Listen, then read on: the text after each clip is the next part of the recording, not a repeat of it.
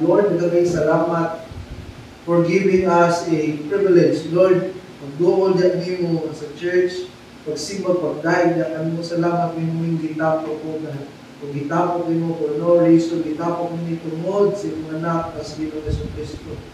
Ang may ulo na mo kayo mong katauhan mo God.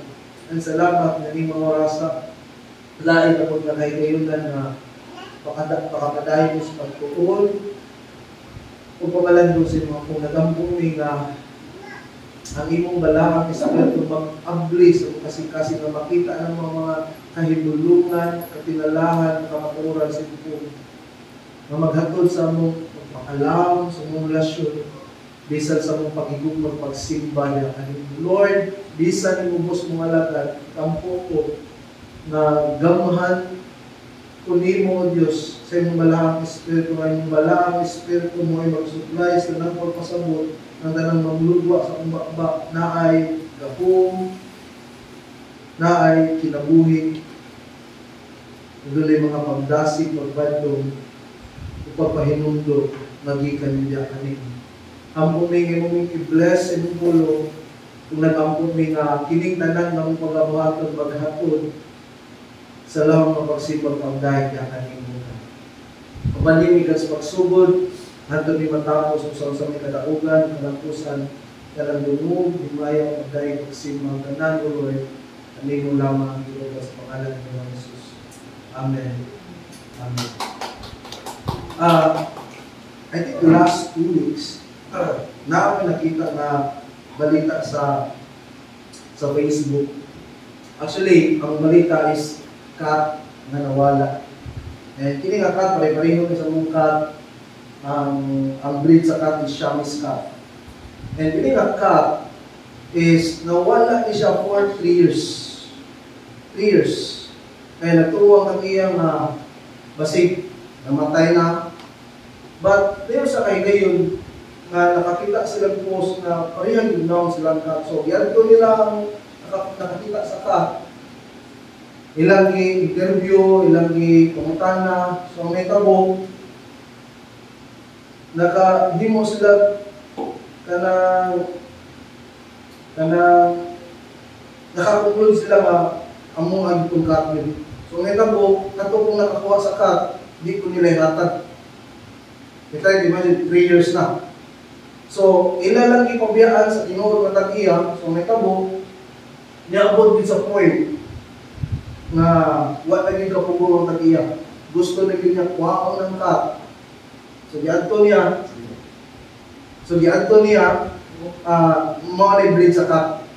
Diadto nila, ay niya, ang ibuhat sa tag-iya, nang urso din siya, nagdala siya lawyer. Aron makuha lang yun niya ang cat. So, pag-adto nila, ilang katubang ang katong nakakuha sa cat, pagtanaw nila, iyahan yung cat. And ang cat pa yun is sakito na. Masamot ka, heartbreak, at kasing-kasing sa Ginoo din yung tag-iya. So, ikuha nila ang cat, and salamat sa Ginoo na nabalik sa Ginoo yung tag-iya ang cat. Ako nag-share na to, tungod kay natuo ko mamaw ko ni sa itong storya na Ginoo. Nadiin kita before, iwan ang post Ginoo sa matag kaniro nga, may salaat. Tungod sa itong pagkamakasasa, nga itong mga kinabuhi, nagkapos, nabilanggo, sasa, apan sa kaadlaw, tungod sa dakong bugma sa Diyos, nga nila ito yung ipadayang bugtong anak niya. Ang purpose din sa pag-anhin ni Ginoong Hesus Kristo, ni Anis Ginoong Hesus, aron magpangita o pagluwasa na wala. Si Ginoong Hesus na mo'y nilukat yun nato, gikan sa pagkamakasasa, aron ta maluwas sa nagpaabot na silot gupong sa eterno. Gikan sa pagkamakasasa, gikuha ka sa Ginoo. Nahimo kang iyaha sa Ginoo. So this afternoon, itong padayon mo na itong pagtuon na kumito na sa Book of Ruth. And this time, naanata sa chapter 4. Ang chapter 4 is nagisgot sa pag-redeem or paglukat or pagpalit ni Boaz kang Ruth. So ako ning gilong kong pagtuon this afternoon, a courageous and faithful kinsman redeemer. So this time, aside siguro na sa naibata, mamarong ka, itong asawa ni, aside sa Mabdus, Ruth chapter 4, verse 1 to 12. Ako ni masahon, and at the count of 3, doon nga nagbasa. 1, 2, 3. Si Boaz niyato sa damaan sa lungsod, umiling mo dito. Niyato kumura, minabay, ang mabingsuod na paryente ni Elimelech, nagdiskutan ni Boaz. Giingan siya ni Boaz. Dali-dali ang lingkod. Busa iguol siya ang bilingkod. Kunya, gitingko ni Boaz ang napulo kapangulo sa lungsod o giingnan. Lingkod ko na dali, umilingkod sila. Kunya, giingnan niya ang nabingsuod na paryente. Karon na naibalik na si Naomi gikan sa Moab, buot niya naibaligya ang uman ni Elimelech na atong paryente o nakakapong ako sa pagsugilo kanimo may tungod dini. Busa kung gusto ka niini, palita kini tubangan niini mga tao na naglingkod dini o sa mga pangulos katawan. Apan kung wala kay gusto, may balua ako kay mas labaw ka man na may katungod sa pagpalit niini kay kanako. Ang tao ningon, ako ang palit ini. Kanya ningon si Boaz, kung paliton nimo ang uman ni Naomi, si Ruth, ang byuda na taga-Moab, mahimo sa di mong asawa. Aron na ang uma magpabilin sa ngalan sa tao nga namatay. Mitubag ang tao, kung mao ka na, dili ako palit sa mga uma. Kaya ningali niya, dili ako makapangunod sa panulundod. Ikaw na lang inoy palit sa maong uma. Yan itong ilayon na mo kini ang kasagaran na imuon nila dito sa Israel, sa ilayon may baligya o ibaylo sa kakabtangan.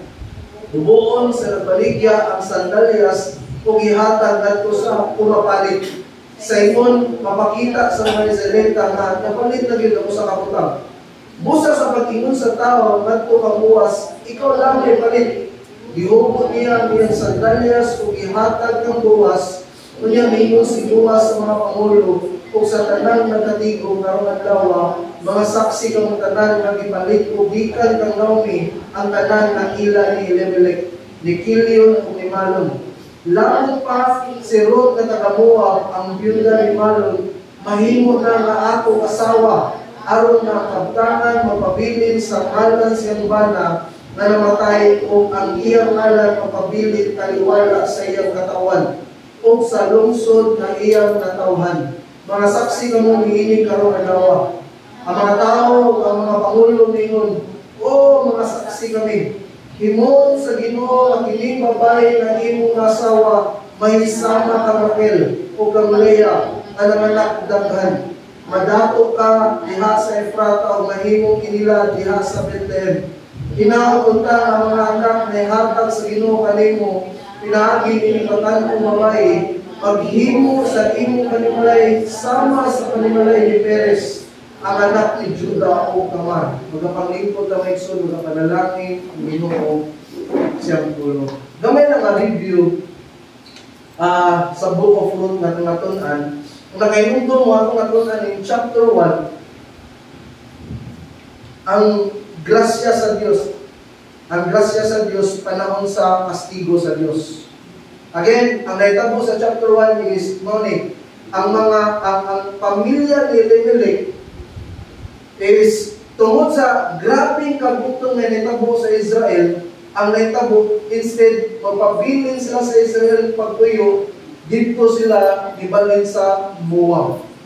So, ang naitabo, again, kung i-trace na tong Bible, ang kabubuton rin sa Ginoo sa mga Israelite, bupuyo rin sila, diin sila bupuyo sa Ginoo. Ang naitabo sa pamilya ni Elimelech, tungod lamang sa grabe na gutom, bibiyak sila sa kabubuton sa Ginoo. So, ang naitabo, ni-face silang consequence. And ang consequence, dili basta-basta 14 years, dito sila ni Kuyo, ang naitabo 14 years, well off sila ka pamilya, na bankrupt sila. Na zero balance sila. Ang naitabo ba yun si Elimelech, ang bana ni Naomi, si Malon o si Ilion namatay. Wala kiklaro yun ang namatay, but most probably, ang kamatayon kastigo sa Ginoo. Pwede ba nang buhatos Ginoo? Pwede na buhatos Ginoo. Kamatayon. So, mo ni nitabo. Naay namatay, kung sa ilang nitabo, napoy gibuhi. Si Naomi, si Ruth, o si Orpha. Ang tulo ka babae. Ang tulo ka balo. So, naay namatay, naay gibuhi. So, taliwala sa kastigo sa Ginoo, naagya ko ng grasya sa Ginoo. Kaya kining tulo ka babae, gigrasyahan, sila sa Ginoo. Ano man, kung naman pwede kini sila patayo sa Ginoo. Pwede magbuhat sa Ginoo, dili? Pwede. Kung i-trace niyo ang Old Testament, daghan ng naitabo na tungod sa pagkamasultilon sa mga Israelita, ipangpatay sila. Ngayon sa kagayon nga ipatay 3,000 na po. Even sa Book of Joshua, si Achan na nakasa, ang namatay, si Achan ang iyang kaliwat na amon. Nakuha na to? Yun na ka sa mga kaseryoso ang Ginoo in the context of sin. Kung naisa na ay consequence. So, muna nitabo sa chapter 1. But then again, na ay kastigo na nagyan ko ng grasya sa Ginoo. Amen? That's the thing. May mga panahon, grabe kita nabuhat na sa Ginoo. That's the thing, huwag yan po kapakya sa Ginoo. Huwag ka bantay na? Ha? Grasya na sa Ginoo. Amen? Nakakay grabe king nabuhat. Kay bawa ka nga, dili gimayong nabuhat, pero wa kapakya sa Ginoo, gibuhi yan mo ka. Amen? Hopefully, kabantay tanak. Grasya sa Ginoo. Chapter 2, atong natunan ang grasya sa Diyos panahon sa kalawadon. Kasabot naman na, kalawadon. Kapobre. Nakailamdo mo si Naomi o si Ruth, gikan sila sa Moab. Di pa ulit sila Bethlehem. Here's the thing, di pa ulit sila Bethlehem, natong yun na harvest time. Eh, daan ang gipaybaw sa pung sa Ginoo nga panahon sa harvest, ang mga pobre o ang mga widow na agi sa ilang bahin. Nakailamdo mo, naa sa ilang bahin. What is that? Kaya, panahon sa kalisod na bigyan mo ng provision sa Ginoo. Amen? O wala, again, mingon ko nga wala kito biyahe si Ruth si Naomi sa Ginoo. And that is also true na to. Bantay mo, bisan sa kalisod, kakaog yung kong katpamahaw. Paniud to. Panihapon na, yung pisnak, yapon. Bisa di naman daw sa batsit, musnag, yapon kay hilang ng tiyan. Di ba? Pero galisod. Di ba? Galisod ang budget, pero mukhaong yun. Amen? Inumulong lang ko, again, mingon ko, dili kong yun kita lisod yun. Kung mag-lisod at lisod yun, think about Lazarus. Kung nakabasa mo sa Luke chapter 16, si Lazarus, hindi na ito basta-basta tayo natin. Ba kung sige ginaon? Mumo na lang yun. Huwag pa tamabos point, anak. Kakaon sila na sila yung mga panahon na makataon ng tiki dito, tinugong. Pero mas worse pa ito ng Lazaro kay mumo na yun. I believe that kasway na kao tinugong eh. Arakaon kung tinugong kay gusto nyo kao sa mga anak. Sapurado. Alam nila may ka. Susal-susal. Sapurado. So, again, wala tagabantay, bisan sa kalisod, i-provide na niya ako sa inyo. Wala kang kasabihin sa inyo. Sa lain nga bahin, kita po na ito ang grasya sa Ginoo panahon sa relasyon. Grace in a relationship. So, kung nakainumdum mo, si Boaz, dito siya sa mga harvest. Dito siya na to. And suddenly, naabot na galit si Ruth. Eh, sir, pangasawa ako. Grabe siya. Ang Boaz nga nag-pray na si Ruth, mapangasawa, ito nga nag-resente ilan si Ruth. Nako, ato? So, as in, nanong grasya man. For one, si Ruth, dili siya pwede nga pangasawa ni Boaz. Nga man, dili sila pareha. Ang rule sa mga Israelite, ang rule sa mga Israelite, mga sawa lang sila o Israelite. Kung dili sila mga sawa Israelite, kasa sila. Naman na to, makita, hindi ako na ito ang grasya sa Ruth. In the other hand, si Ruth, pobre. Si Ruth,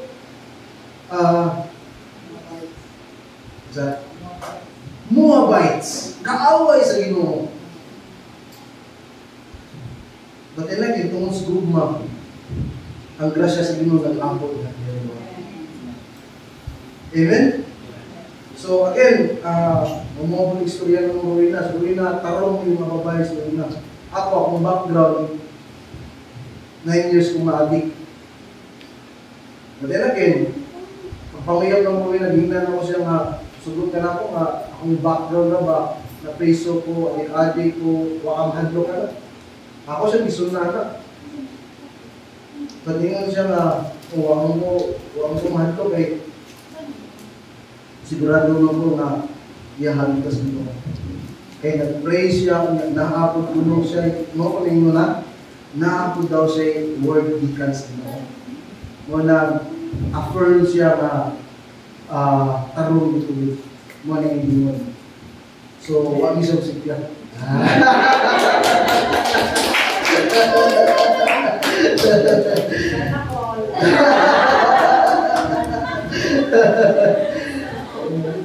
So, that's it. Muna ito makita in, and by the way, sa mga daga bulitaw na to, keep on praying sa inyong lifetime partner. Again, make an aim nga, ang imong tinguha is, musod ka relationship kami nyoon. Dili kay mag-uyab-uyab, mag-uban, mag-uyab for a moment. And ang goal yung dua is kami nyoon. Nakuha na ito, dili kay mag-uyab-uyab, para malingaw lang. Kung dili, musod anak na relationship kay goal magminyo. Pahimutan, gimayaon, ang Ginoo. Also, in chapter 4, which is may atong tunan this morning, nag-cover sa verse 1 to 12, grace and redemption. And makita na to ang grasya din sa Ginoo nga ang pamilya ni Elimelech, including Ruth, sa kinabuhi ni Boaz, gipalit sila, bulukak sila. Later on mo na ito matakaw. By the way, excited ko aning chapter tungod kay nakasya sa mga picture na ipakita na inline sa tuapon na kahintang diyan ni Jesus Christ. Kaya yung sunod ani marriage. Human nga gi-redeem, gipakaslan. Human gipakaslan, dito na ang lineage nilang David. Nga nag-point sa ultimate Messiah, which is the Lord Jesus Christ. So, I think mo spend time nga chapter, ikan karon o 2 more Sundays po. Kung nakamahuman ani nga po sa book of Ruth. And I am thinking of after ani, ang atong tunan, magtuunta sa New Testament og short book, which is Philemon. I don't know kung pamilya mo, the book of the letter of Philemon. And after sa Philemon, mubalik ka sa Old Testament, atong tunan po ang Obadiah. Short book yan. And after balik na po sa New Testament, ako na nang ipandaan, balik na po sa New Testament, and magsugod ang series po after sa Obadiah sa Book of Ephesians. Book of Ephesians. So, this afternoon, na ako'y 2 points na i-share na to, 2-point outline. Number 1 is Boaz the courageous redeemer. And second, Boaz the faithful redeemer. So, let's jump sa first point na iso. Boaz, the courageous redeemer. Ito ang basahon magbalik, sundala sa mga mata. Si Boaz nito sa gangaan sa lungsod milingko dito. Datong tungura, milabay ang aming sukod nga palitin, nilimilit ang iskutan ni Boaz, gingnan siya ni Boaz, dalingan niya ang lingkod. Kusang iduol siya, bilingkod niya, kitigong ni Boaz, ang napulo, kapangulo sa lungsod, gingnan lingkod ng diri. Umilingkod sila niya, kiingnan niya ang aming sukod nga palitin. Karon na naibalik na si Naomi, gikan sa mga buot niya nga ibaligya ang uman ilimilik na atong panghinti o nakahugong ako sa pagsugilon kanimo. May tungod ini. Busa kung gusto kanini, palita kini sa tubangan nini mga tao naglingkod ini. Ug sa mga pangulo sa katawan, apan kung wala kay gusto, pahibalo ako kay mas kabaw ka man nga may katungod sa pagpalit nini kay kanako. Ang tao mingon, ako ang mupalit nini. Verse 5 niya, mingon si Boaz, kung palito ni mga umalinaw si Ruth, ang byuda na taga-Moab, mahimo sa di mo asawa. Aron ang mapabilin sa kalan sa tao na namatay. Ito ba ang tao, kung ka na, dili ako palit sa mga kay tingalan niya, dili ako makapanunod sa panulundun. Ikaw na lamang hinoy palit sa mga uma. So, gamay lang sa mga review sa chapter 3, sa last part sa chapter 3, kung nakanundo mo, si Ruth o si Boaz nagsabot silang dua. Sa niadto si Ruth kang Boaz, ingon si Ruth, pangasawa ko, ingon si Boaz, dili ko makapangasawa, dihan di mo tungod kay naay mas naay katungod mga sawa dihan di mo. And mo ning tawhan na nagkatagbo ni Boaz. Kato ingon si Boaz, tulog sa inyong kabuntag, bata nimo, mupuli ka sa inyo inyong kabuntag, akong tagbuon tong tao nga naay katungod pagpalit sa inyong katigayunan kanya sa pagpangasawa diha nimo. Mo ni nitabo mo lang dinhi sa chapter 4 nani sa atong text makita nato ang panagsabot nila ni Boaz ug sa tawo nga naay katungod nga mo-redeem nila or mulukat. And nani makita nato ang ilang panagstoryahanay, pagstoryahay o panagsabot kung kusunada ba yun ang mga tao na mo-redeem sa katigayunan ni Elimelech. Ingon na siya nagsod. Kining kinsman redeemer o redeemer inani sa ilang time. Ang kung nga kultura nila sa panahon natin, by the way, disubod din sa Old Testament na ang usa ka babae or example magsuon ni Marlon, si Marlon may magawa ako mamod, ingon na ilang kultura. Si Marlon na siya asawa. Ay niya ang nitabo namatay si Marlon. Illustration na niya, namatay si Marlon, ay niya nabalo yung asawa. So niya, ilang kultura, ang mamod, obligado siya nga mga asawa. Mauna ilang kultura, obligado nga mga asawa ang mangod sa nabalo sa iyang igsoon. And here's the thing, mag-usa na sila. Sa makapanganak sila, dili na ako ang anak. Kung makapanganak ni sa asawa ni Marlon, dili na ako ang anak, ang unang anak na ni Marlon. Nako na to? Ang unang anak, iyahan ni Marlon. Katong iyang anak, mo siya magda sa ngalan sa kang Marlon. Kasi nakuha niya ang point. Ingon na ilang kultura na to, medyo complicated, pero again, ilahap na. Ilahap na. Walang din ang naitabo, namatay man si Elimelech, si Malon, o si Kilion. So namatay din silang tulo. So naibilin si Naomi o si Ruth. So ningo si Naomi, kung nakainumdo mo in chapter 1, ningo si Naomi, wala na may kapasawa, kami mo, kung maganda ko karon, kung pagod pa ka nga, budako, niya, pagsawa mo, dili na. So naitabo, naay gitaw ko kinsman redeemer. Mo redeem nila. Mo redeem sa ilang katigayunan at the same time ang balo pangasawon. nakuha na to, pangasawon. So, ang naay katungod first is kining tao nga gisgutan din eh. And kung nakainundong mo yung chapter 3, si Boaz o si Ruth, nagsabo sila, kusunadan yung si Boaz ng mga asawa ni Ruth. Mo nang dini makita na to, namunay si Boaz. Namunay siya. Iyang gisugat sa gangahan, ipaabot niya sa gangahan. Netong tumurang milabay, yun din milabay ang labing suod ng paryente ni Elimelech. Nga gisgutan ni Boaz. So, makita na doon ni kung unsa ka courageous si Boaz sa gisaad kang Ruth na diin makita na to nga iya din nagipaabot o giatubang ang tao nga mo'y naay katungod sa pag-redeem nila ni Ruth. O gani, dili ni basta-basta nga pag-atubang ni Boaz, kini kawana, dili ko ni basta-basta ni kawana, dato ni o respetado ni Seratan also si Boaz po dato o jabot. Naabo siya kaumahan. Then again, gingon din ni Boaz, giingnan siya ni Boaz katong kawana, dali na rin lingkod, busa, may doon siya o milingkod. Kaning phrase din nga dali nga rin lingkod sa English translation kay gingon nga to, turn aside friend, sit down here. Sa original translation, this is a contrast emphasis na ang pasabot dili ni sa mo dili mo ana pagstorya ni Boaz.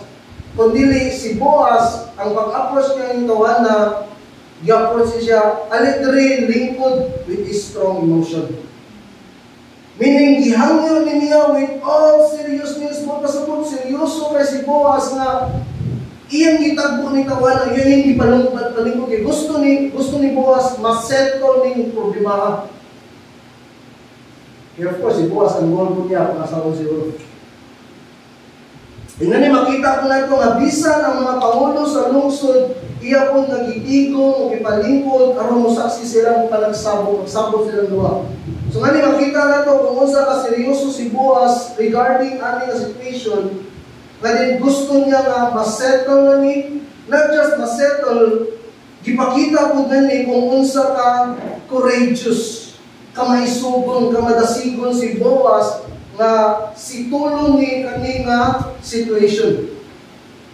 So, madayon na in verse 3 and verse 4, makita na ito nga ang official nga panagsabot ni Boaz kung sa tao nga mo'y naay katungod mo redeem nila ni Ruth. Nagstorya silang duha in verse 3 and verse 4. And then makita na ito nga gipaabot ni Boaz sa tao nga iyang gikaatubangan ni nga gingnan niya mong nga naon na si Naomi. Kaya gusto si Naomi nga ilang kadigayunan, siyang bana nga si Elimelech, iyang ibaligya. O gani gipaabot ni Boaz na kini mong tao nga naay katungod, kurso mo siya mapalit. Kusunada siya mapalit ini kinahanglan nga iya ni paliton. Atubangan sa mga tao, atubangan sa mga pangulo. So mainly atubang ni Boaz among tao kay mao ni siya katungod nga mapalit yun. Yan atubang ibisabot hindi mo tao nga ako ni paliton. So ang word na palita in verse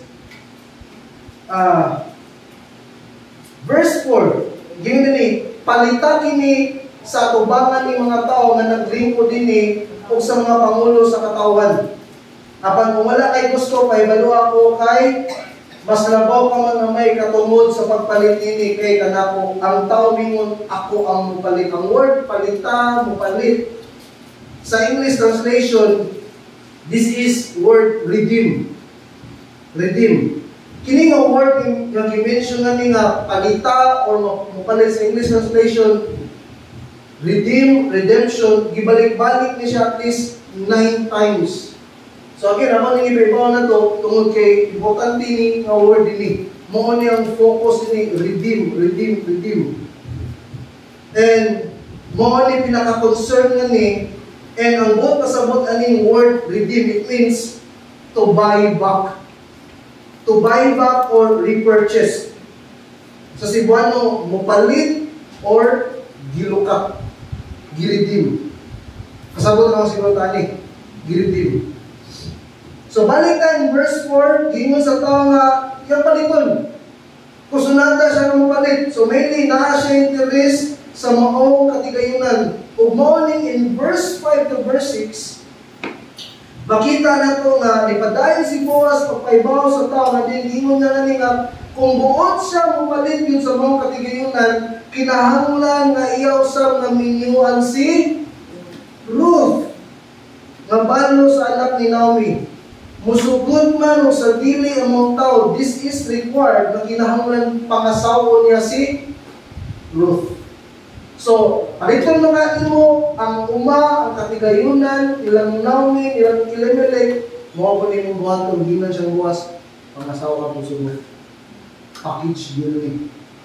And again, kining situation, dili ni sulag na kung dili laag ni sa puso ino kinahanglan, obligado yung tao, dili lang may palito ng katigayunan sa pamilya Elimelech. Iya sa Diyod obligado nga pangasawon si Ruth. So kung masawon na dali, Deuteronomy chapter 25 verse 5 to 10. Ngayon din kung magtipon pagpuyo ang duha ka igsong lalaki o kunya mamatay ang usap kanila, mawalay anak, kinahanglan nga dili magminyo ang byuda niya ngadto sa laing tao nga dili sapo sa panimalay. Ang igsoon siyang bana kinahanglan maoy mga sawa. Katungdanan kini sa igsoon sa kabana nga namatay.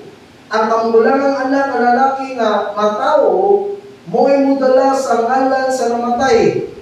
Nga igsoon aron dili mahanaw yang ngalan sa Israel. Kung magdumili siya sa pagpangasawa sa byuda sa igsoon, mahimong mudangos ang byuda ngadto sa ukmanan tungod kay nagdumili man ang mga tao sa pagbangon sa ngalan sa igsoon nga namatay. Unya, patawag siya o pakisultihan sa mga kadakuan sa syudad. Kung mingon siya nga dili siya gusto nga asawa sa byuda, muduol kaniyang byuda at ubangan sa mga pangulo, kuhaon sa byuda ang sandalya sa igsoon sa namatay bana o unya lutan niya ang naong sa mga lalaki. Kung mingon mo kinyan himuon ngadto sa lalaki nga magdumili sa pagbangon sa ngalan sa igsoon. Nganlan ang banay sa mong tao, ang banay sa tao nga yubuan o sandalyas. Medyo strange kayo. Si Balik sila.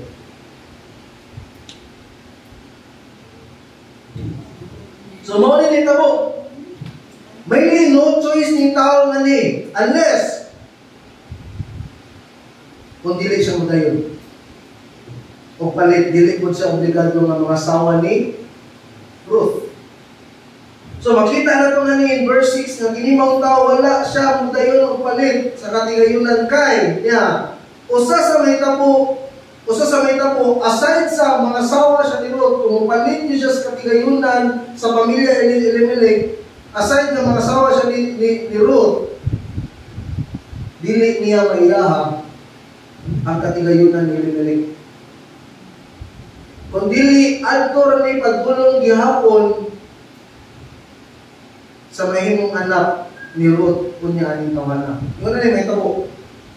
Kining tao, kung dayon ang inyo palit ang katigayunan niya, pangasawa niya si Ruth, ang may tabo, kung silang duha makapanganak, ang katong katigayunan dili tumadto atong tawana, katong katigayunan maadto to sa anak ni Ruth. Eh katong anak ni Ruth, na maanak lang duha, dili po ito yung anak. Anak to sa namatay. Kung muli kasabot mo, medyo strange kayo ilang kultura. But then again, nag-connect ni tanan ni Jesus Christ later on. Nanagong kasabutan. So, wala makita na to nga ang katungod sa mong tao, muna yung gibuhat iyang gihatag kang Boaz. Nga tinitugod sa nga si Boaz na lang mupalit sa katigayunan o bans pagpakasawa ng Ruth. Again, kinimong tao hadlok siya sa mga possible na may tabo morning, dili niya maiyaha ang katigayunan. tablas pildini. Isang si musugot na to, kung naibaligya nga yuta niya, palito niyo niya, di may muha, di ta musugot na dari. Amen? Di ta musugot, alkat si tana. So again, in summary, sa atong first point, in summary na ito nga ni, si Boaz kurso yun. Kurso yun siya mapalit sa katigayunan ng mga sawa ng Ruth. And makaingon ta nga kurso yun siya kay makita na ito nga nangunay yun siya o gani siya bining atubang sa tao sa wala kipagduwa at ubangan sa mga pangulo o dagang tao. Hindi nakita na ito nga wala mo din ng tao o si Boaz mo'y nakadawa sa katungod nga mapalit sa katigayunan o mga sawa ni Ruth. In spite sa possible na may tabong. So sa minana, so here's the thing. Mayroon po nga kining gibuhat ni Boaz ani nga kursunada di kayo siya mapalit sa katigayunan o mga sawa ni Ruth niluta ni sa kinabuhi ni Jesus Christ. Niluta ni sa kinabuhi sa itong Ginoo manluluwas sa Ginoo Jesus. Na di makita sa nato nga sa Ginoo Jesus grabe ka kursunada sa nga mulidim nato. Bisan wala siya makuha kanato same ni Boaz. Ultimately si Boaz kung palitong niya katigayunan, niya mga asawa niya sa Ruth, ultimately dili niya maiya katuluwa siya makuha. Same reality nato. Jesus Christ kursunada ka siya mo-redeem nato, although what did siya madaw-daw nato. Sa kami na nato sinahan nato. Ang sinahan nato. Ha? Mga makasasaka. Amen? Wala'y makuha, makayuhan sa Jesus Christ ito mga makasasaka. Pero kusunata siya ang redeem nato. Amen? And ultimately, wala rin makuha si Boaz ani nga transaction. Kaya katigayunan ngayon mapalit pagdulong ramang gihapon nila ni sa anak ni Elimelech. Again, ang gibuhat ni Boaz is a type of the Lord Jesus Christ na din si Ginoong Jesus wala gyud pagdudua nga gihalad o gibayad ang iyong kinabuhi alang kanato nga mga makasasa, and ultimately wala gyud makuha ang Ginoo ani kanato apan tungod sa iyang gugma iyatang giredeem o gibayad dito sa cross aron ka malibre sa silot ug gutom sa impyerno. Yun ang sa komentary. The narrative of Boaz as a kinsman redeemer serves as a typological foreshadowing of Jesus Christ, the ultimate redeemer. Just as Boaz redeems Ruth and Naomi, securing their future and restoring their place within the community, Christ redeems humanity from sin and death, restoring believers to a right relationship with God. The selfless love and sacrificial nature of Boaz's actions mirror the redemptive work of Christ, who was described in Ephesians chapter 1 verse 7, provides redemption through His blood, the forgiveness of our trespasses according to the riches of His grace. So again, mga makasasaka, nga dili gid angay hatagan ug pagtagad sa Ginoo. Pagsalamat kay Ginoo nga tungod sa iyang damong gugma, wa gyud siya matras, wa gyud siya magduha nga ihatang i-redeem, ihatang bayaran dito sa krus sa Kalbaryo. Same ni Boaz. Si Boaz na wa gyud magduha in the name of love. God. Amen? So that's the first point. Boaz, the courageous redeemer. There's a second point. Boaz, the faithful redeemer. So itong basahon, verse 7 to verse 12, sundan lang sa mga mata. Dito mga panahon ng mga kinakasagaran na imumo nila dito sa Israel. Sa gayon ngay baligya o ibaylaw sa kakabtangan, hubuon sa nagbaligya ang sandalyas, o gihatag nato sa pumapalit sa ingon mapakita sa mga Israelita na napalit na kita sa kabutang. Busa sa pag-ingon sa tao at ang buwas, ikaw lang may palit. Gihubo niya ang iyang sandalyas, o gihatag ang buwas, o niya, mingon si buwas ang mga pangulog sa tanang nagatigong karong adlaw, mga saksi ng tanan. Magipalit ko, gikan kang Naomi, ang tanan na ilan ni Elimelech, ni Kilyon o ni Malon. Labot pa si Ruth na taga-Moab, ang biyuda ni Malon, nahimo na nga ako nga sa ang kabtangan o pabilin sa ngalan sa bana na namatay, o ang iyang ngalan o pabilin na liwala sa katawan, o sa lungsod ngayang natauhan. Mga saksi kamo nini karong adlaw. Ang mga tao, o ang mga pangulong ingon, o mga saksi kami, himoon sa Ginoo nga kining babae nga imong maasawa may sama kang Raquel o kang Leah, nga nanganak og daghan. Madato kaunta diha sa Efrata o mahimong inila diha sa Bethlehem. Hinawon unta ang mga anak ay hatag sa Ginoo kanimo, pinaagi nini batanong babae maghihimo sa imong panimalay sama sa panimalay ni Perez ang anak ni Juda o Tamar. So ani makita nato ang pagka matinod-ano ni Boaz as a kinsman redeemer. Again, sa walay pagduwa-duwa niya, gi-accept niya nga paliton ang katigayunan ni Elimelech niya pangasawon si Ruth.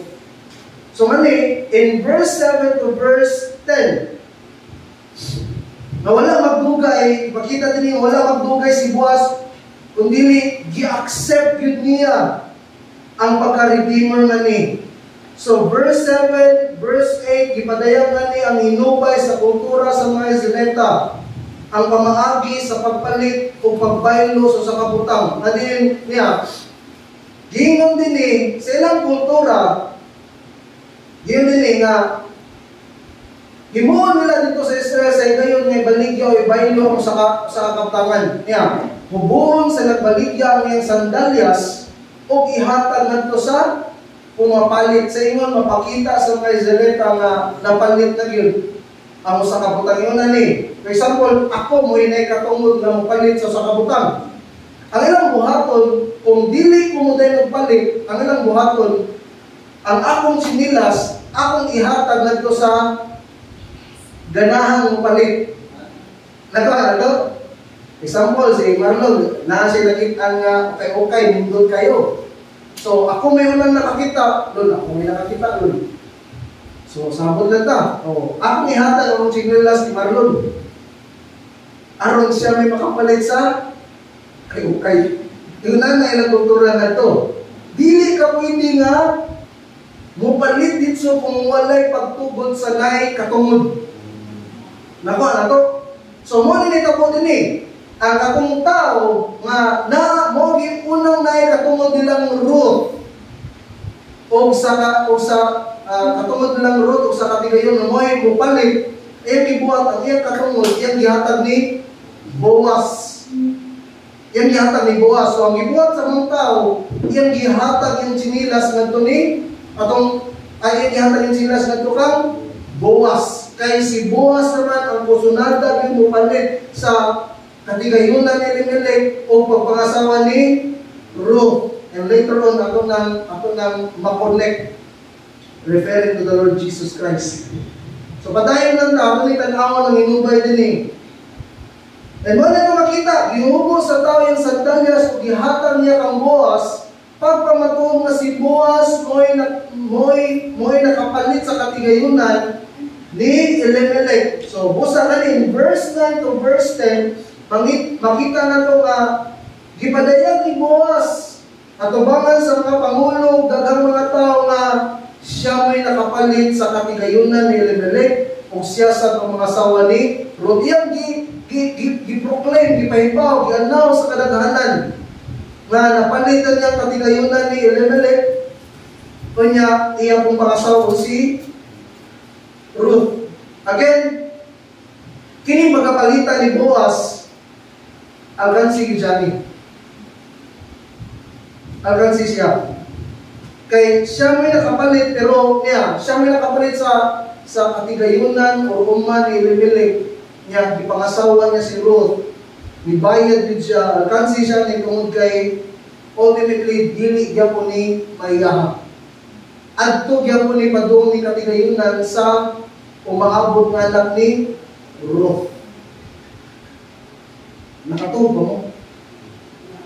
Ha? Wala?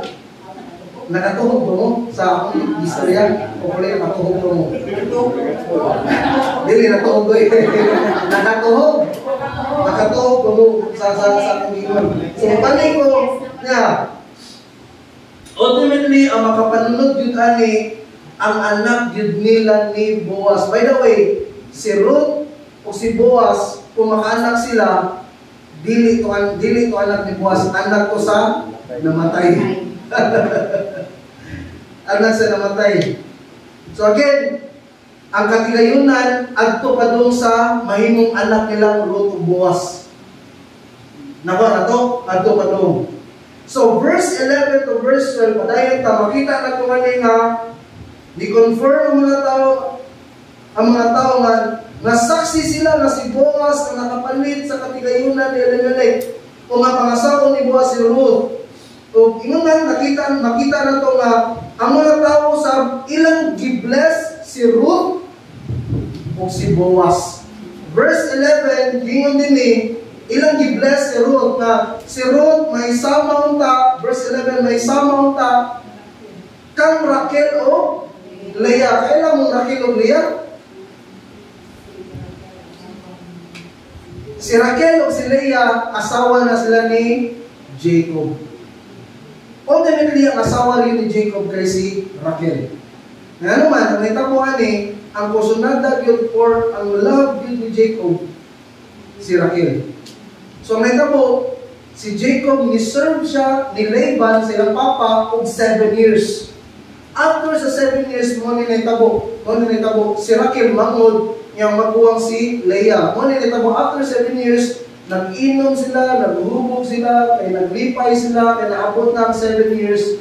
Ang nahitabo, ang gihatag ni Laban na papa nila, si Leah. Kay maguwang. Kultura silang panahon nga, dili pwede nga ninyo unang mangod, kinahanglan na maguwang. Probably mo na nga kultura na nada sa itong panahon karon nga, dili pwede nga probably. Possible. But then again, ang kultura ng Laban is a pagan culture. Nako, pagan culture. So, dili na pwede natin apply sa itong panahon karon ha. Wala pwede yung start sa Bible nga, dili pwede magminyo ang manghod o una kaysa maguwang. Wala instruction na specific. Nako. Again, ako karon nga sa time ng Laban, silang Laban, pagan culture sila. Ilang asunod na kultura is dili iyas Ginoo. And wala na itabo, giilat ni Laban si Jacob. So naitabo si Jacob, kusunatan niya siya Leah yun. Kay love man kay niya si Leah. Ang another nga 7 years, mura nagwa. Kay love man kay niya si Raquel. So ang naitabo, ipunan niya 7 years, deserve sa 7 years, another 7 years, nga nakuha na niya si Raquel. So, Raquel o Leah, nahimugso ang 12 katribo sa Israel. Daghang anak. Amen? So, mo ni naitabo. And indeed, na-fulfill ni, by the way, na-fulfill ni nga daghan sila na anak, in-line sila. Again, si Ruth o si Boaz, usalat nilang anak. Diba ang kinsa? Si Obed lang. And gikan ni Obed, nakapanganak si Obed ni Jesse. Dili, Jesse Negiro ha. Nakapanganak siya ni Jesse, nakita mo si Jesse naman, nakapanganak siya o siyang kanak. 7 kalalaki, 2 kababay. Ang kamanguran sa mga lalaki kay si David. Napa na to? Siyam. So ultimately, nanaghan yun. Sa lain naman ang bahay, gi-bless po si Boaz. Ingon din in verse 11 na mahimong dato si Boaz. Ano nga tayo, dato na si Boaz actually. Dato na siya. Naka siya mga kaumahan. Pero here's the thing. Gikan ni Boaz, Obed, Jesse, mas nidato pagin sila sa time ni David. Si David nahimong king. Napa na to? So, ultimately, kini nga blessing na fulfill. Amen? And same sa verse 10, may sama si Ruth kang Perez na anak ni Judah, which is more ng bloodline. Bloodline ni Judah. So mainly, gi-fulfill yun ni Boaz ang iyang promise ni Ruth na iyang kini pangasawa na indeed, mao kini ang atong makita nga ni.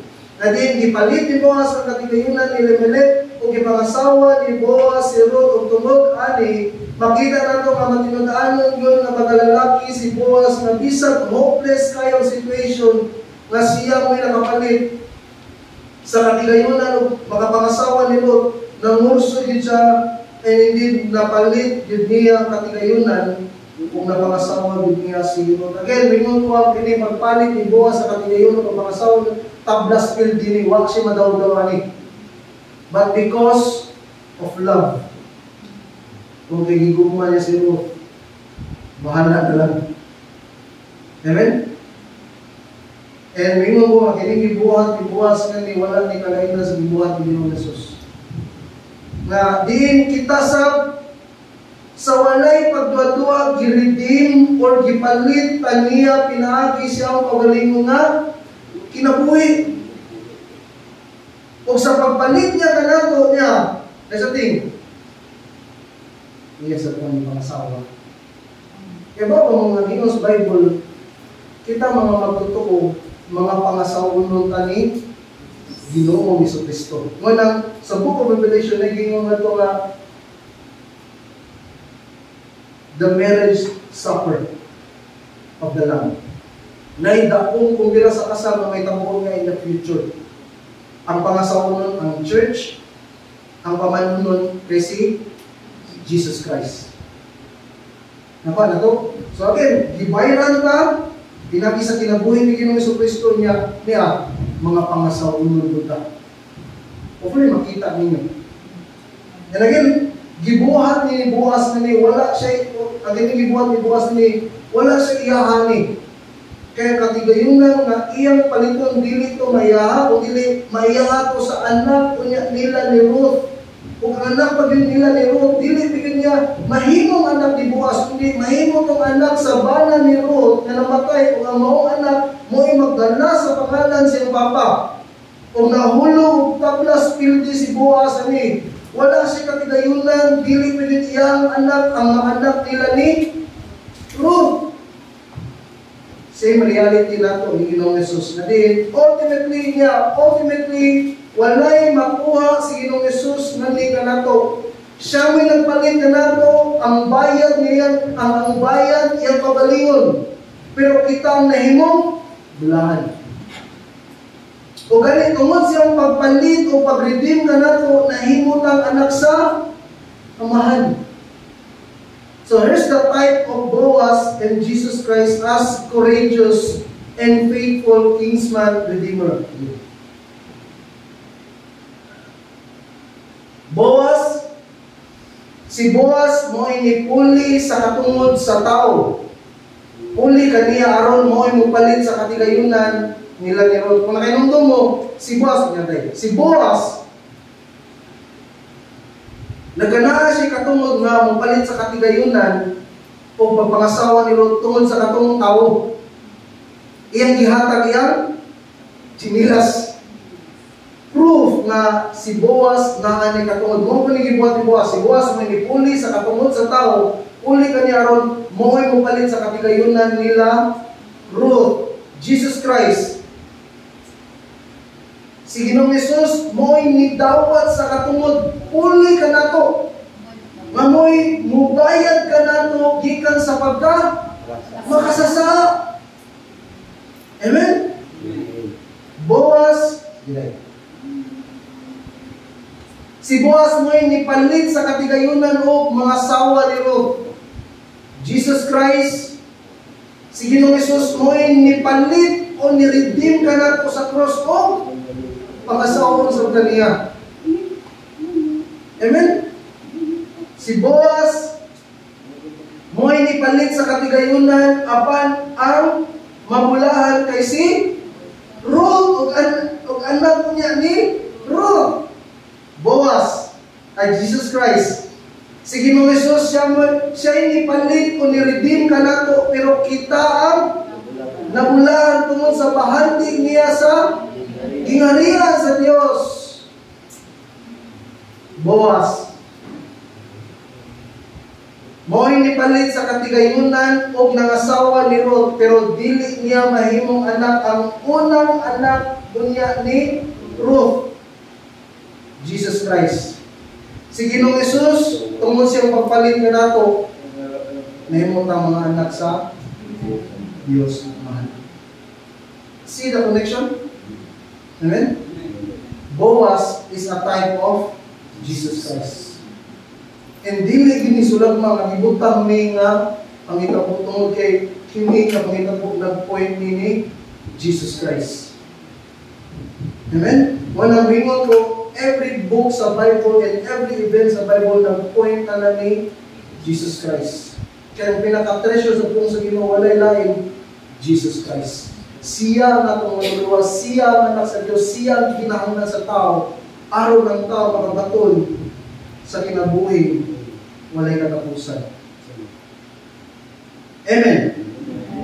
So again, si Boaz ang redeemer ni Ruth.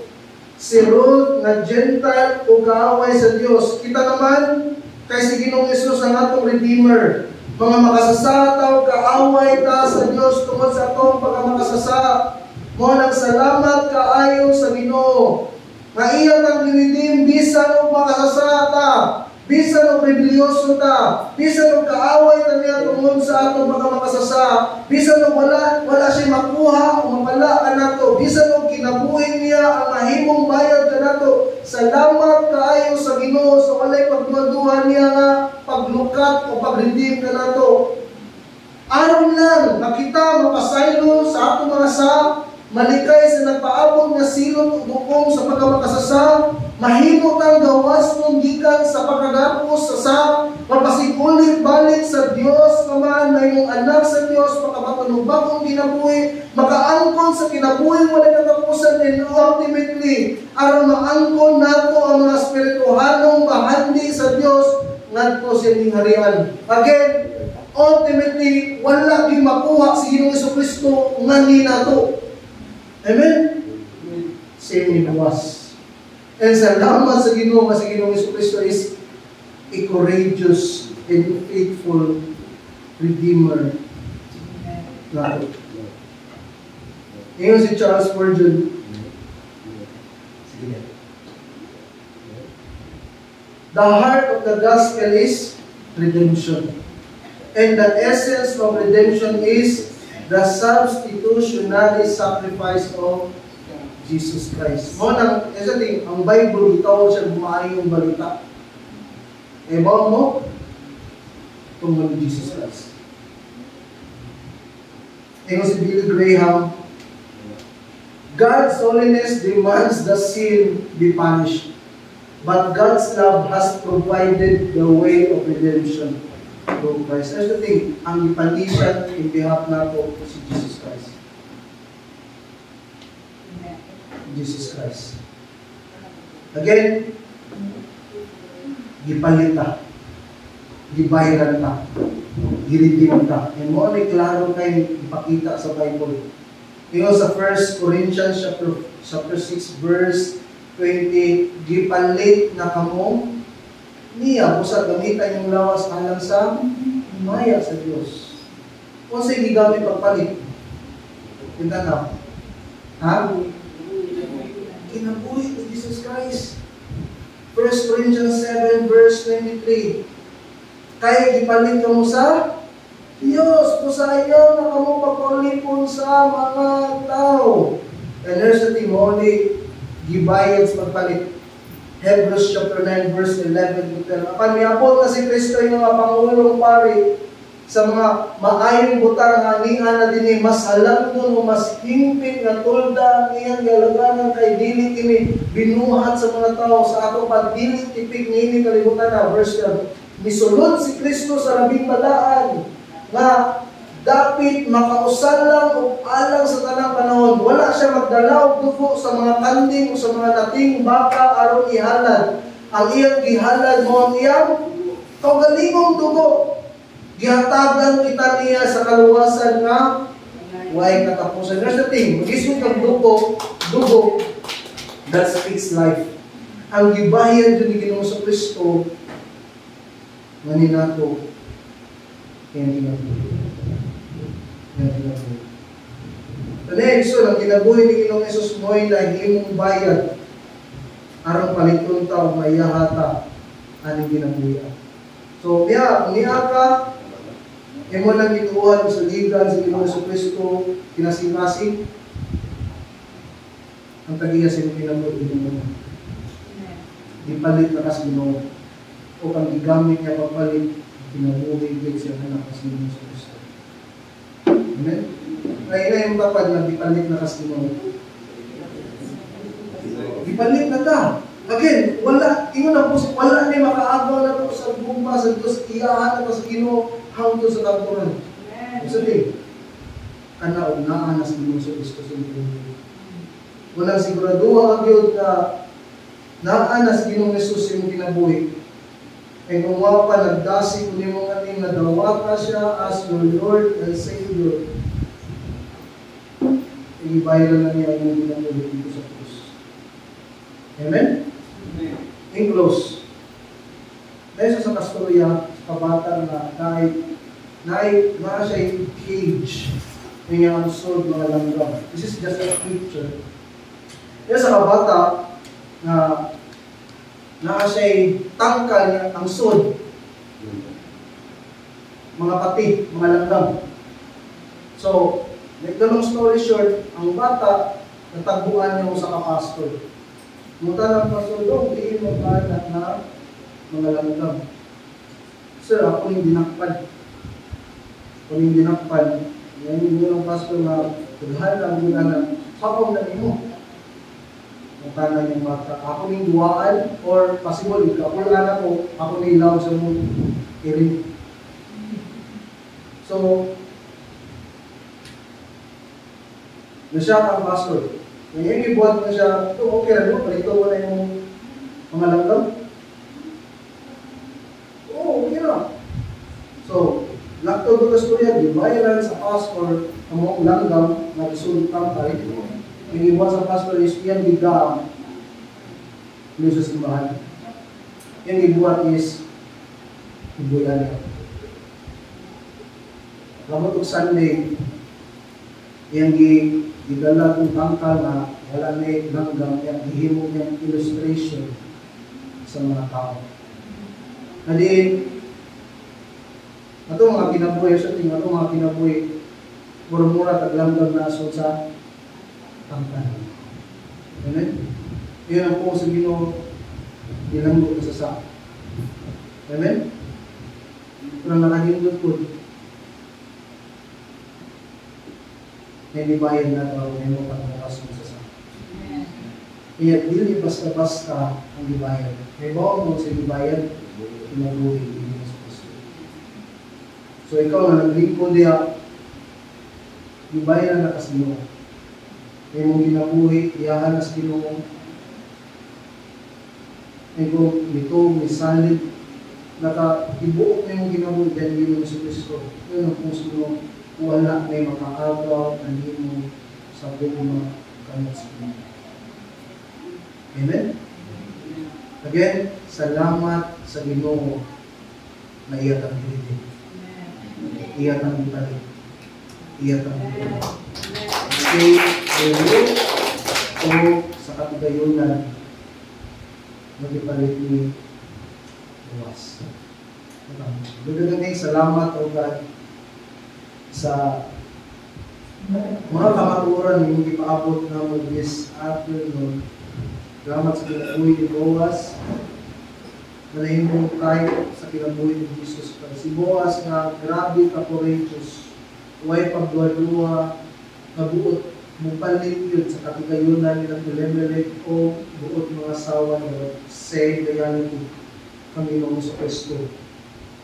Nga walay pagduwa-duwa o Focus ganon, nagihatag niya, ginamuli mo mabayad na mo mga kasasama. Kung sa maabot, iyan yung napangasawa ng mga. Yung salamat na niyo kamaturan niyo na nagpaibaw na ng uloy, ng mga binayran ng mga tinulog. Mga redeem na niyo God. Wala ni makaagaw na mo, aning kinabuya sa di mamang gidawat namong Diyos, ng luwas ng anak sa Jesus. Kampo ko nga tanan, may mong ipaabot ng kamaturan, di mo na may tawag. Kampo ko nga mulaw sa ano ko pakaila, kang Ginoong Jesus. Mulaw sa mong relasyon ng Diyos, anak niyo. So, walang Espiritu na kampo ako nga, ikaw, maghatag, pagdugang at tinawad na may mga kaluganan kami amor nito mo sa sikas ng mga sinong katawan niya. Nakampo ako sa mga nakabaton yun sa mga kamaturan sa ato doon na imutong padugton, patubuon, poswaro ng mga kamaturan namin yung katawan. Salamat sa daugan, salamat sa kalampusan, kung sa tanang lumog, di mayo o betong simba. Kami mo lamang ang tanang lumugan. Sa pangalan ni Jesus. Amen. Paan ni Jesus. Kung meron ka, mamito,